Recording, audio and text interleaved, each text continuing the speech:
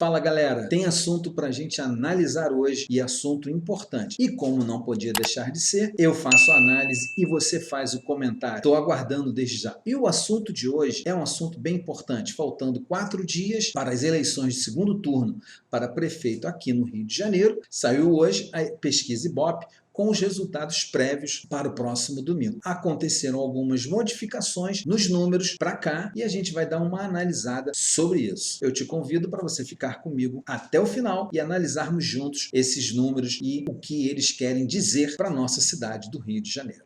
Eu sou o Marcos Vinícius, criador deste canal Comenta Aí. E esse é um canal de análises, de diálogo e de busca de alguma transcendência do que está acontecendo nesse mundo. Sendo assim, é muito importante a sua participação. E a sua participação se dá como? Você se inscreve no canal, já se inscreve agora se você ainda não é inscrito e deixa o seu comentário. Deixa o seu comentário já de saída aqui no vídeo, porque o algoritmo anda aí meio alucinado, o algoritmo do YouTube. E quando você comenta bem rapidamente, o algoritmo leva o vídeo mais longe. E o assunto hoje é um assunto bem importante. São os resultados da última pesquisa Ibope, encomendada pela Rede Globo, que saiu hoje. E eu quero trazer para você aqui esses resultados. Então, tanto que esse vídeo eu vou fazer bem rapidamente para poder ainda pegar fresquinha essa notícia. Vamos analisar então os números entre os dois últimos resultados da Ibope e vamos falar também um pouquinho da pesquisa Datafolha. A pesquisa de hoje, dia 25, ela corresponde à análise feita desde o dia 23 até o dia 25. Então, 23, 24 e 25. E ela apresenta o seguinte resultado. Eduardo Paes com 53% das intenções de voto e Marcelo Crivella com 28% das intenções de voto. Na margem de erro lá, que é 3 pontos para cima ou para baixo, Eduardo Paes pode chegar a 56% ou pode cair a 50%. E o Crivella poderia chegar de 28 a 31 ou cair para 25. Essa é a margem de erro, esses são os números de hoje. Qual é a diferença primeira que a gente vê nessa pesquisa em relação à última pesquisa que foi feita no dia 11, correspondendo lá no dia 18 aos dias 16, 17 e 18. Na pesquisa do dia 18, os números apresentados foram os seguintes. Eduardo Paes tinha 53% de intenção de voto e Marcelo Crivella tinha 23%. Ou seja, de dia 18 para hoje, Marcelo Crivella, na intenção de voto, cresceu 5%. Onde foi que Marcelo Crivella, então, conseguiu esse aumento de 5%? Muito bem, os indecisos não deram votos para Crivella, nem muito menos para Eduardo Paes. Os indecisos, na verdade, aumentaram de 2%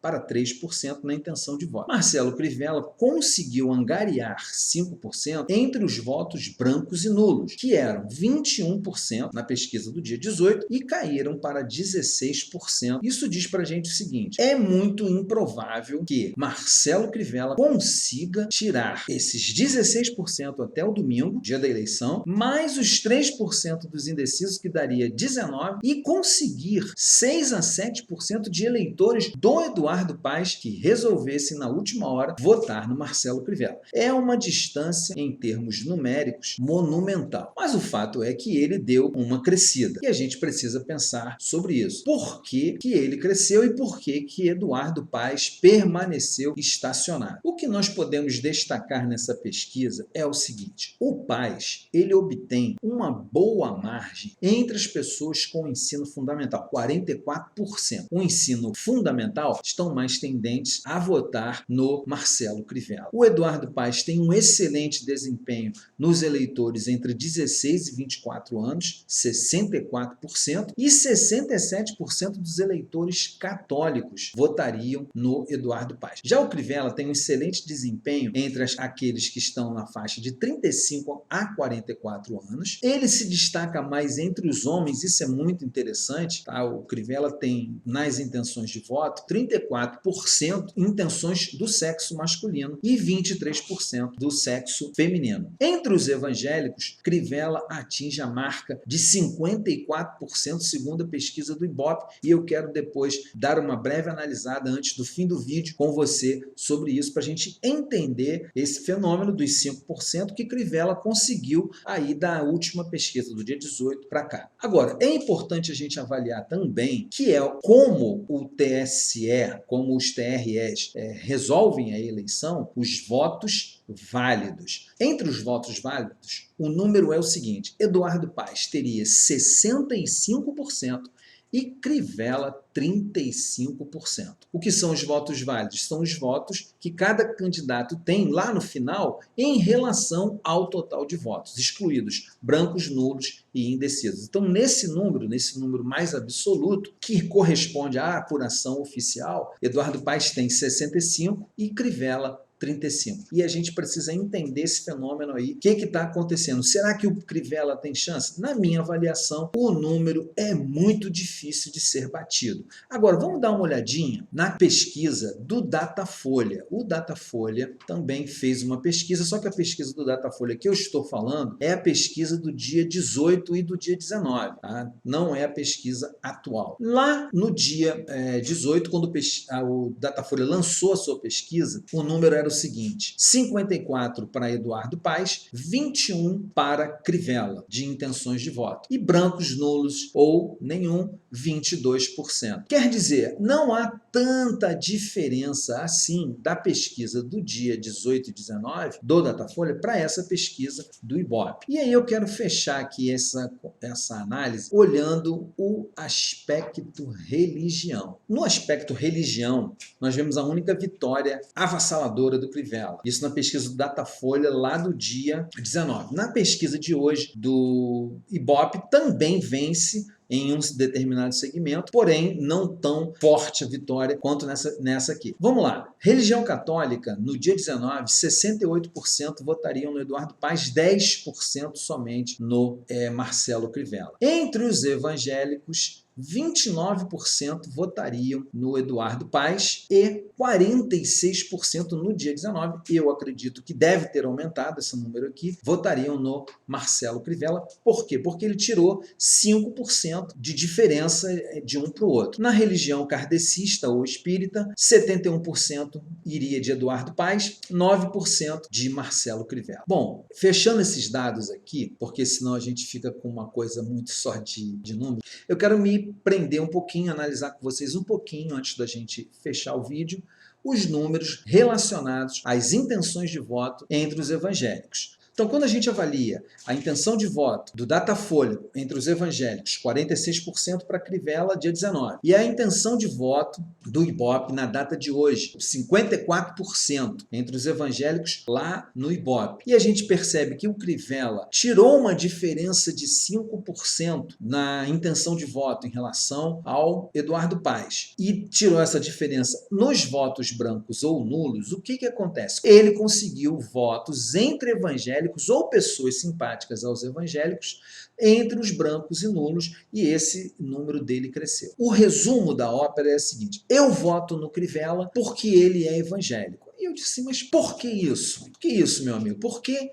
o fato dele pura e simplesmente ser evangélico faz você votar nele. E ele me afirmou o seguinte, que o Eduardo Paes é um corrupto, ladrão, safado. Se o Crivella tivesse alguma coisa contra ele, eu disse para ele assim, cara, você esquece que o Crivella, logo no início da campanha, se tornou inelegível. Ele só não se tornou inelegível totalmente porque ele pôde recorrer, era uma primeira instância e etc. E a polícia entrou na casa dele, confiscou o telefone. Ele tem coisas também que ele precisa explicar. Então não é nenhum dos dois é santo. E eu quero deixar bem claro aqui, eu esqueci de falar isso no início do vídeo, eu não sou Eduardo Paes, tá? O meu objetivo aqui é analisar o porquê Crivella conseguiu 5% a mais. E eu disse para ele o seguinte, mas explica para mim, por que Eduardo Paes é um corrupto e você vai votar no Crivella por ele ser evangélico? E a desculpa, ou a explicação, a explicação que ele me deu foi que um crente evangélico sabe que se fizer alguma besteira, é entre ele e Deus e ele vai pagar por isso. Então eu queria convidar você a analisar isso para você entender como que os evangélicos avaliam o voto deles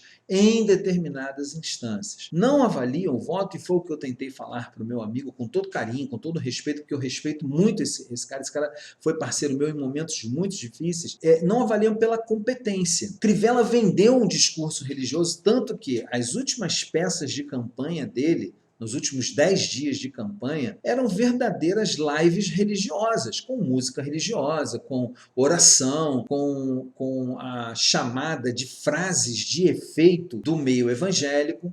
Não era mostrando uma discussão sobre as necessidades da cidade. O que você e eu devemos fazer é escolher alguém que possa discutir com a gente, falar para a gente qual a proposta dele para os dilemas da cidade. E nós vemos com muita clareza que Crivella não tem essas respostas. Ele é um gestor um pouco atrapalhado e bastante incompetente. Haja visto, por exemplo, um dos feitos dele mais notórios, mais famosos, ir no Rio Centro, na Bienal do Livro, para censurar uma revista em quadrinhos. Ou seja, falta do que fazer, falta de se preocupar com coisas realmente relevantes. Então, eu tentei conversar isso com meu amigo e no final ele fechou a questão disso. Não, ele vai resolver os erros dele com Deus. E não é assim que funciona. Eu queria apelar para você, evangélico que ainda está indeciso. Não quero apelar para você votar no Eduardo Paes. Jamais faria isso aqui.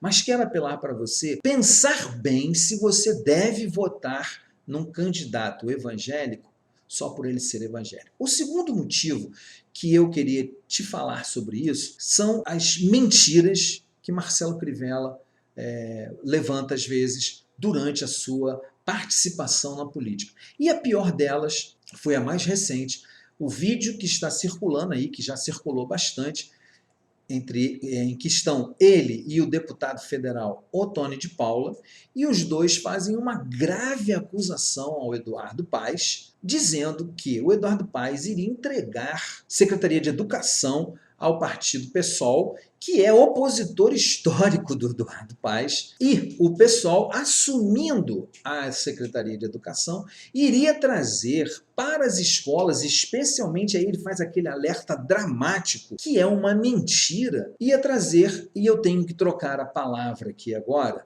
porque se eu disser a palavra, que é um transtorno da mente, um transtorno mental da área sexual, de pessoas que têm preferência sexual por crianças e adolescentes. Começa com P, termina com filia, e eu vou trocar o nome e eu vou dizer o nome do meu pet, tá? É o Pet Bingo. Então, o Pet Bingo, eles dizendo que o pessoal iria implantar o Pet Bingo, você já entendeu, espero que você tenha entendido, nas escolas. Ia trazer isso para a educação. É uma mentira muito grande e eu gostaria que você, que está tendendo a votar, que está indeciso, está tendendo a votar nele porque ele é evangélico e ele vai resolver com Deus, que isso é uma mentira, uma acusação, além de grave, mentirosa.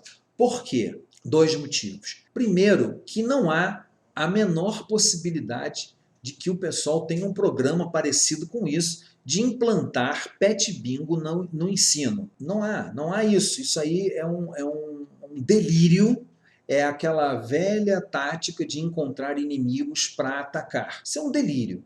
Segundo, que esse transtorno mental da área sexual, o P, bingo, filia, não é ensinável. Ninguém ensina outra pessoa a fazer isso. O que o Marcelo Crivella e o deputado federal Ottoni de Paula deveriam ensinar aos evangélicos, ali naquele vídeo, seria falar a verdade e dizer que o crime é o crime de abuso sexual de menores, que também não é ensinável, que é uma questão de caráter, que é uma questão de formação, que é uma outra questão para ser discutida numa outra instância. Aproveito para falar que muitos evangélicos são contra o ensino da educação sexual nas escolas.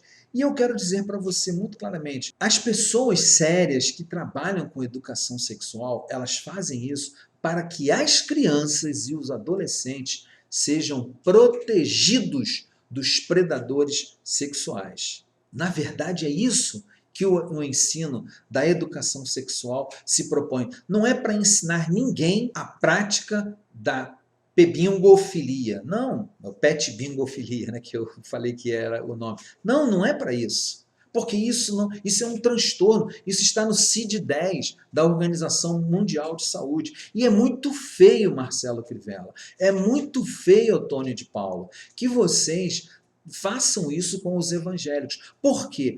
O que acontece, e a gente vê na pesquisa que a questão da escolaridade baixa dá mais votos, mais intenção de votos para um candidato do que para o outro, e especialmente para o Marcelo Crivella, a escolaridade baixa dá mais votos.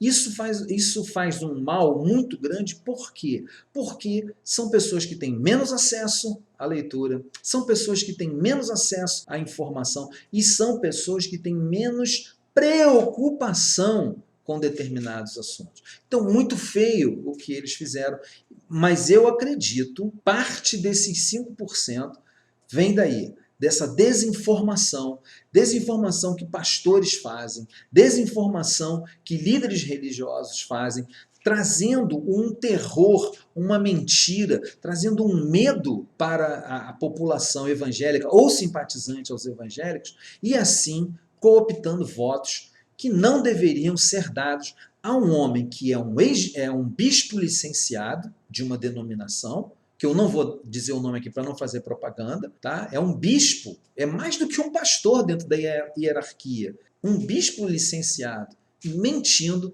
tão descaradamente. Então essa é a minha análise do porquê esses 5% apareceram aí para Crivella. É o nicho religioso, com certeza, sendo bombardeado aí nos grupos de WhatsApp, no Facebook, sendo bombardeado por mentiras, por fake news, de assuntos que não tem nada a ver. Vamos discutir os problemas da cidade. Vamos discutir as coisas reais da cidade. É para isso que um prefeito existe. Então, volto a dizer, não estou aqui para fazer propaganda para o Eduardo Paes, provavelmente não vou votar em nenhum dos dois, mas eu te convido a refletir. Reflita seriamente se alguém que se diz religioso pode concorrer a um cargo tão importante como prefeito da segunda maior cidade do Brasil, falando mentiras. Deixa o seu comentário, se inscreve no canal, participa e se você puder, divulga esse vídeo para os seus amigos aí que estão indecisos, que estão pensando aí de repente, ele é evangélico, ele é uma boa pessoa. Não, um evangélico de verdade talvez nem estivesse concorrendo a esse cargo aí. Que talvez estejam pensando, ele é evangélico, é melhor para a cidade. Não. O melhor para a cidade é alguém que se preocupe de verdade com a cidade. Tá ok? Muito obrigado pela sua participação, obrigado por você ficar até aqui. E como eu disse lá no início, comenta aí, porque este canal é um canal de análises, mas é um canal que ele sobrevive e cresce com o seu comentário. Te aguardo no próximo vídeo. A pandemia não acabou, na verdade a pandemia está crescendo. Se tiver que sair, use a sua máscara e proteja a sua família, especialmente proteja os seus idosos. Até o próximo vídeo.